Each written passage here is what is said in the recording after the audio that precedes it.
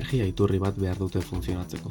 Hori dela eta, gure gizarteak energiarekiko dependentzia handia pairatzen du. Baina, ba al dakizu energia mota desberdin asko daudela? Gure planeta hobekien zaintzen dutenak, kutsatzailerik isurtzen eta ingurumenean inpaktu negatiborik eragiten ez dutenak dira. Hauei energia garbi deritzogu. Energia garbiak gero eta garrantzitsuagoak dira gure planetaren etorkizunerako. Informazio eta komunikazio teknologiak, IKTak, funtsezkoak dira energia eraginkortasuna hobetzeko, eta ondorioz haien erabilpena areagotzeko.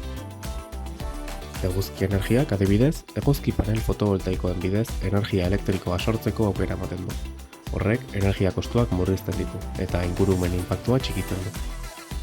Bestalde, energia eolikoa haizearen indarra energian bihurtzean datza, parke eolikoen bidez besteak beste. Baina zertarako nahi ditugu energia hain garbiak?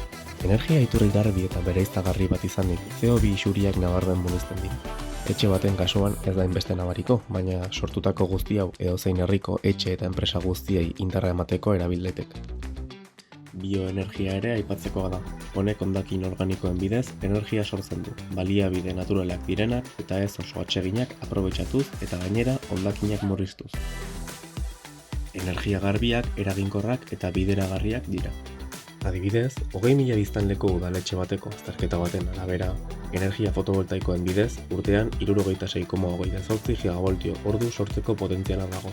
Horrek udalerriko etxe ia guztiak kuprituko lituzke, euri desente egiten duen zonalde batean.